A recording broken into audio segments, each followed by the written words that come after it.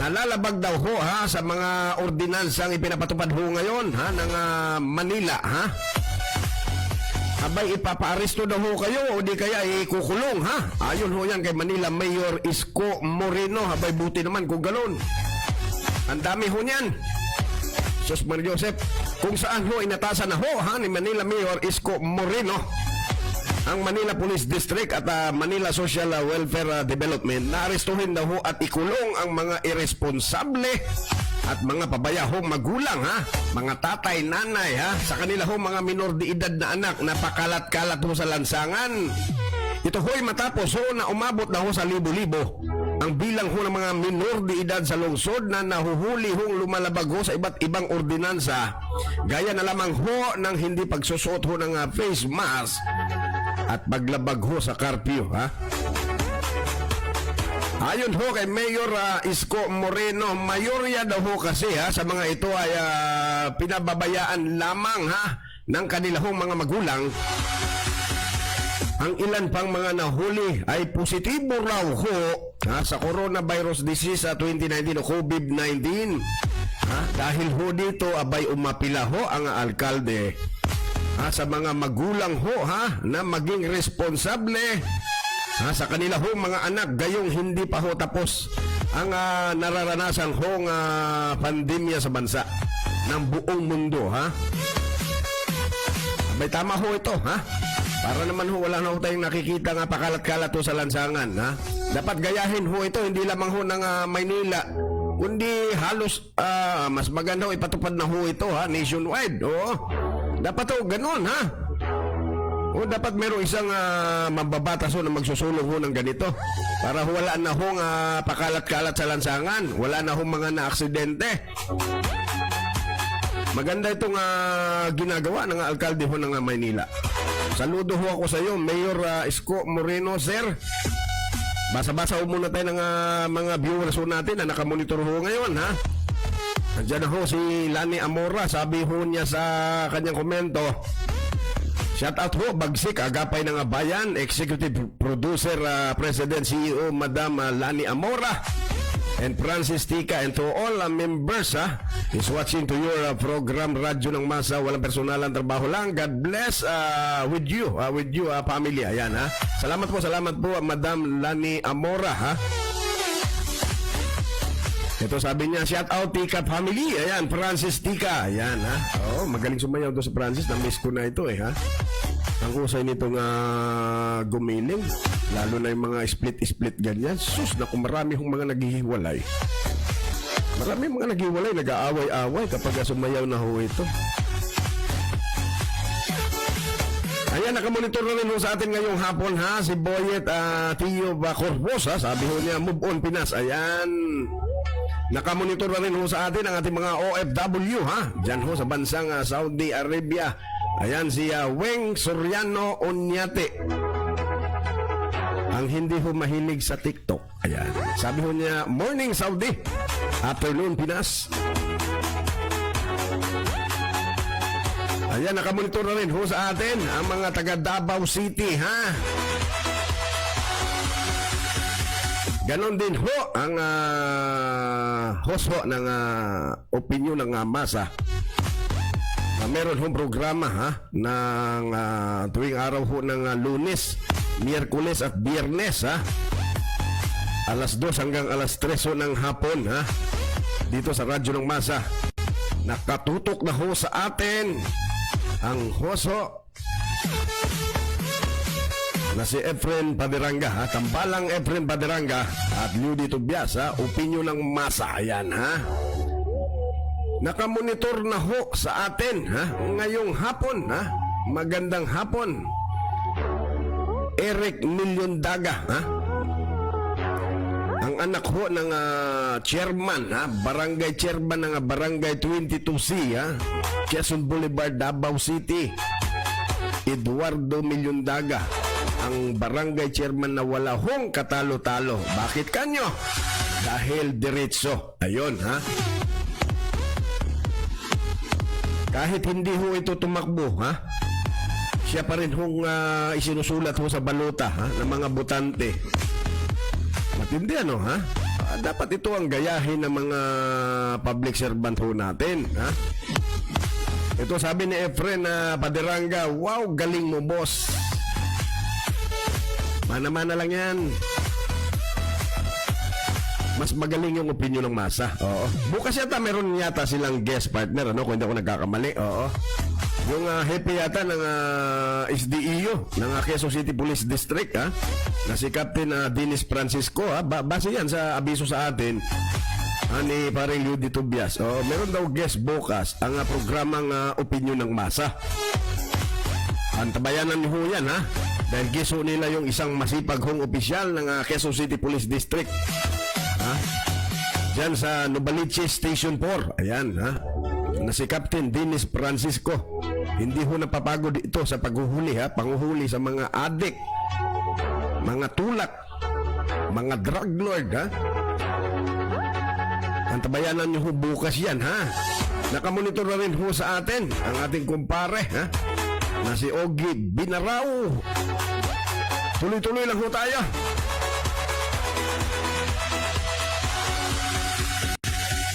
Parang ang sarap sumayaw, ah. Ang pula ng labi ko, oh. Para ho ako naka-lipstick ho nito, eh. Ang galing ng aking partner. Paano kaya niya naman ni Obra? Yung aming webcam, ha? Pulang-pula ho yung labi ko, oh. Para ho akong rarampa. Sus Mariosi po, oh. Tawa lang ho siya ng tawa, ha? Tingnan ko nga sa screen, ha? Aba, pulang-pula nga, Sus Mariosi po, oh. Para landi ko ho rito. Sus Mariosip naman, oh.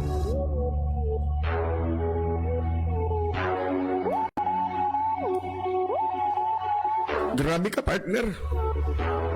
Ayan, oh, ang pula-pula talaga, oh. Ayan, nakamonitor na rin ho sa atin, ha? Si Jeff Sophia Alcantara Biste, sabi niya, good afternoon, boss. Abay, magandang hapon din sa'yo, ha? Jeff Sophia Alcantara Bistes. Sino kaya ito? Sino anak ni Susan to, ha? Anak ni Susan ito, eh. Ang aking pinsan, oo. Si Iboy kaya ito, ha? Hindi kaya? Oo. O si Richard, ha?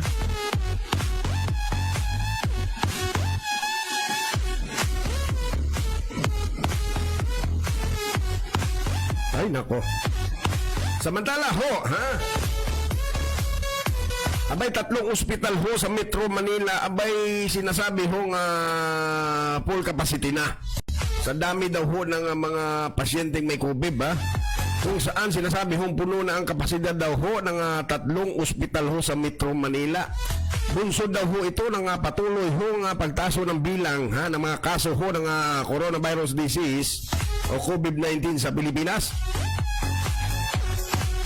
Sa magkahiwalay ho na abiso ng St. Luke's Medical Center at Makati Medical Center, parehong ipinabatid ho ng pamunuan ng 2 ho nga ospital na aabot na nila ang kanila ho nga full capacity at hindi na nila kaya nga tumanggap paraw ho ng COVID-19 patient. Naku, sus Barrios, ingat-ingat na lang ho kayo, ha?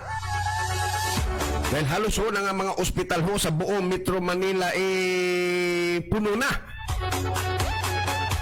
Ayon naman ho sa pamunuan ho ng St. Luke's na nasa full capacity na ang ospital sa Bonifacio Global City, ha? Diyan daw ho sa Taguig City at Quezon City, ha? Dahil ho dito mapila ho ang pamunuan, ha, ng mga nabanggit ho nga ospital. Nandalhin na lamang daw ho sa ibang pagamutan, ha, at mga government treatment facilities ang mga suspected daw ho sa COVID-19 patient upang mabigyan daw ho sila ng karampatang atensyong medikal. Una ho rito, sinabi ho ng kagawaran ng kalusugan o Department of Health na dapat daw ho nga dalhin ho sa mga quarantine at mga treatment facility ng gobyerno, ha, ang mga mild at ito ho mga asymptomatic COVID patient upang madecongest daw ho ang mga ospital. Tuloy-tuloy na ho tayo. Ito sabi naman ho ni Efren Paderanga, ha? Sana po lahat ng mga mayor tularan si Yorme ng Manila. Mabuhay ka, sir. Ayan. Abay, tama ho, ha? Dapat ho gawing nationwide para wala na ho mga kabataan pakalat-kalat ho sa kalye. Wala na rin ho mga na-aksidente, wala na ho mga nadudukutan. Maganda itong mga programa ha. Pati ho yung mga ordinansa ho ni Manila Mayor Isko Moreno. Dapat tularan ho ito hindi lamang ng Manila kundi buong bansa. Ang ganda ho ito ha na mismong mga nanay, tatay, mga magulang ha na mga minor de edad na pakalat-kalat sa lansangan ang mismong aarestuhin, huhulihin. Ang alam ko matagal na hong programa ito ha. Hindi lamang ho ito siguro na ipatupad. Pero mahigpit ngayon ha si Manila Mayor Isko Moreno ha. Mabuhay ka Mayor ha, mabuhay ka. Ayan, nakamonitor na rin ho sa atin ang ating kaibigan ha. Isa rin ho sa official ho ng Philippine National Police ha. Ayan, si William Distora, ha? Si Kernel, ha? William Distora, ha? Kaibigan ho natin na regional director ho ng APIAS. Magaling ho ito, ha?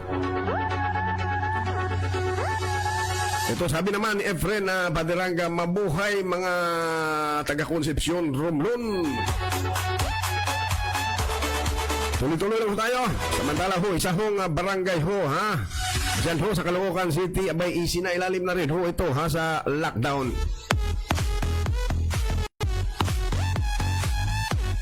Kung saan ho, isinailalim na rin ho sa total lockdown ang isa hong barangay sa lungsod ho ng Caloocan dahil daw ho sa tumataas hong kaso ho ng coronavirus disease 2019. Sa natura hong lungsod, ayon ho kay Caloocan City Mayor Oscar Malapitan, inilagay na ho sa lockdown ang barangay 93 mula pa noong linggo hanggang sa darating daw ho na Sabado, Hulyo 18 ha. Ito ay matapos daw hong maitala ang 28 kaso ho ng COVID-19 sa nabanggit hong barangay kung saan pag-iiral ng total lockdown. Sinabi ho yan ni Mayor Malapitan na magsasagawa raw ho sila ng contact tracing at mass testing sa mga nasabi hong barangay upang maiwasan daw ho ang tuluyang pagkakalat daw ho ng naturang virus. Tuloy-tuloy lang ho tayo. Ito sabi ni Francis Tika, ha? Pumupugi ka boss.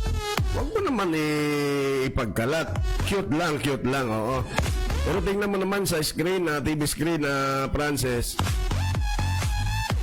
Tingnan mo naman yung nagagawa ng webcam. Oo, tingnan mo naman ang pula-pula ng labi ko. Ha? Para ho ako rarampahuin ito. Yun yung aking, yung aking partner ho dito. Tawa lang ho siya ng tawa, ha? Oh, nakikita ko sa monitor ha. Dito sa kaliwa ko, nakikita ko. Pulang-pula yung aking labi, ha? O dito naman sa kanan, ganun din, Sus Maria Joseph. Lalo na dito sa harap, Sus Maria Joseph, oo. Grabe, pulang-pula ho yung labi natin. Sana ho lahat ng mga angkor ho ng radyo ng masa. Sana ganito rin kapula ang labi.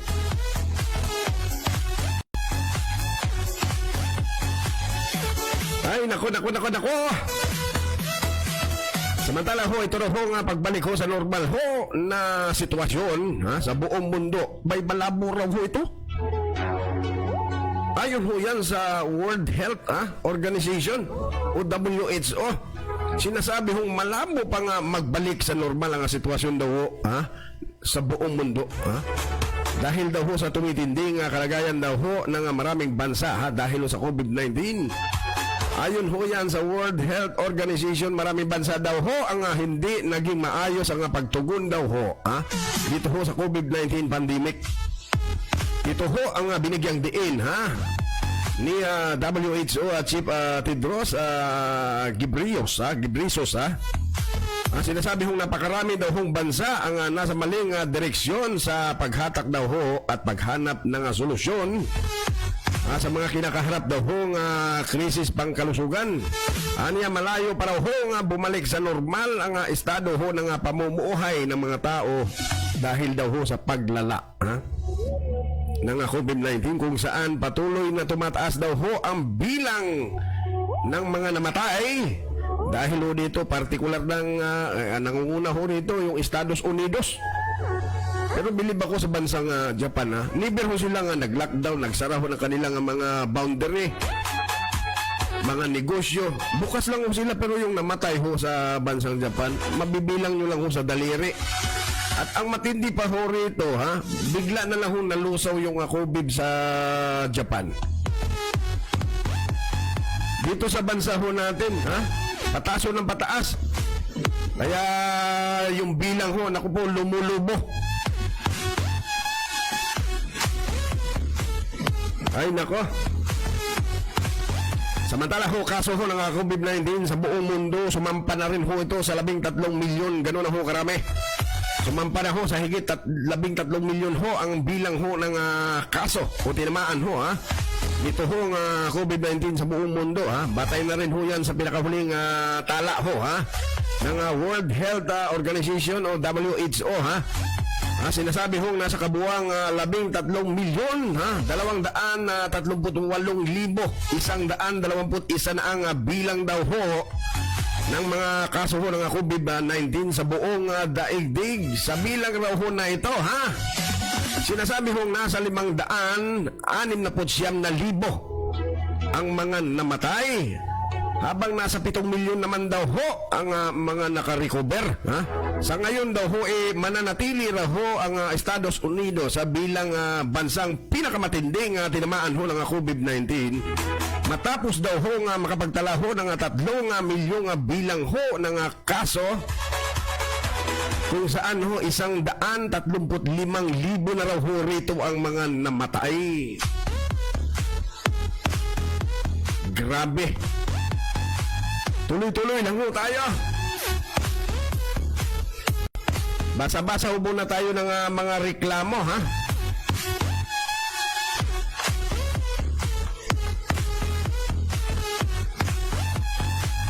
Ito, merong reklamo ho rito. Sinasabi ho rito, magandang hapon, Sir Ronald, ha. Nakamonitor ho kami sa inyong magandang programa, ha. Tanggapin na lang ho natin ang ipinagpipilitang barrier ho, ha, ng mga nagpapatupad ho, ha. Para ho sa aming mga motorsiklo. Ang tanong lang ho, bakit hindi ho napag-isipan ng mga bugo? Anong bugo? Ito, merong meaning ang bugo, oh.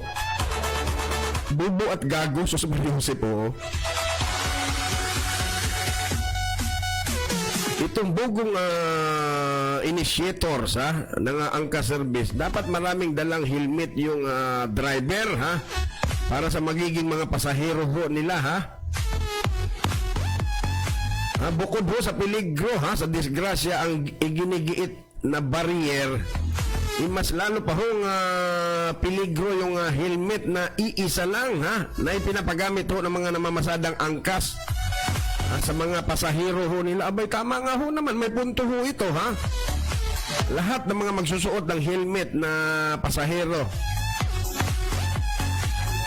na meron ho nga COVID-19, malamang lahat ho ng sasakay ho ng angkas at gagamit ho ng helmet na ginamit ho niya, COVID carrier na rin. Tama, oh, may punto ito, oh.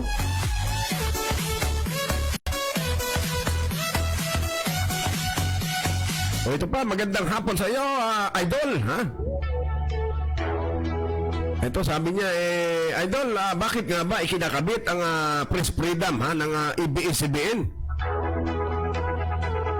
Sila lang ba ang pwedeng mag-express at may freedom sa pagbabalita at pagpapahayag ng saloobin at damdamin?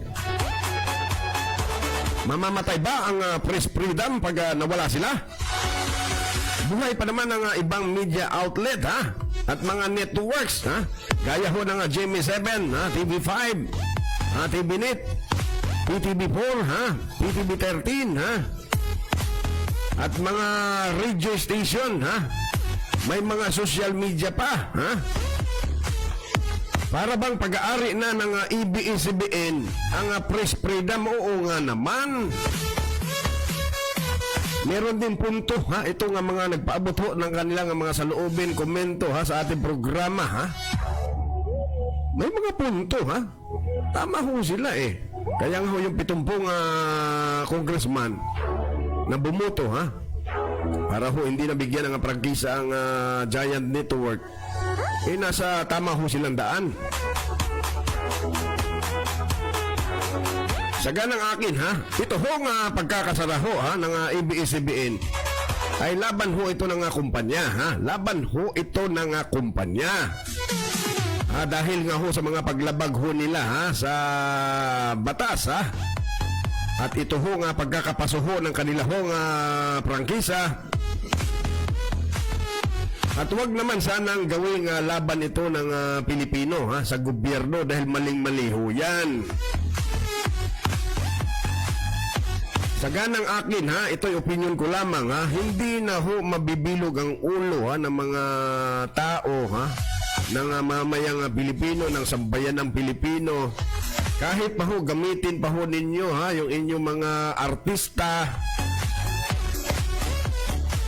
Kung noon pa ho sana, inayos nyo na, ito ho nga problema ho ninyo, edi wala ho sana ng problema. Tingnan nyo naman yung GMA7. Kung ikumpara ho sa inyo ha, akala nyo ba naman yung isang taon ho nilang buwis?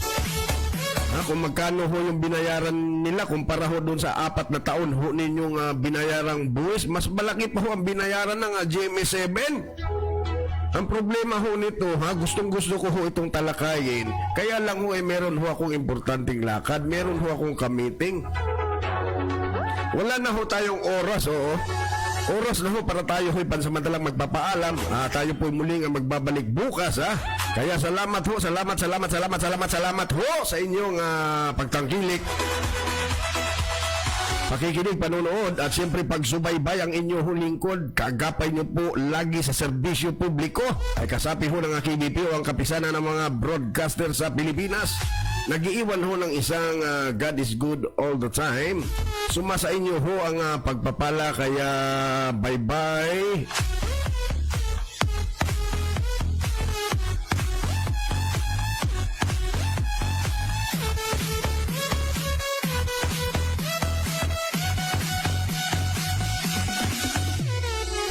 Ngayon, inyo na mapapakinggan ang programang walang personalang trabaho lang anytime, anywhere, worldwide. Basta't may internet, pwede ka nang tumutok saan mang dako. May napapanahong mga balita, buhat sa lokal, national at international. Bibigyan din ang mapagbati mula sa inyong mga mahal sa buhay sa ibayong dagat. Sapagkat ang palatungtunang ito ay para din sa ating mga kababayang OFW. Ito na ang inyong pagkakataon. Reklamo, sumbong, issue at mga balita na mula pa sa ibang bansa.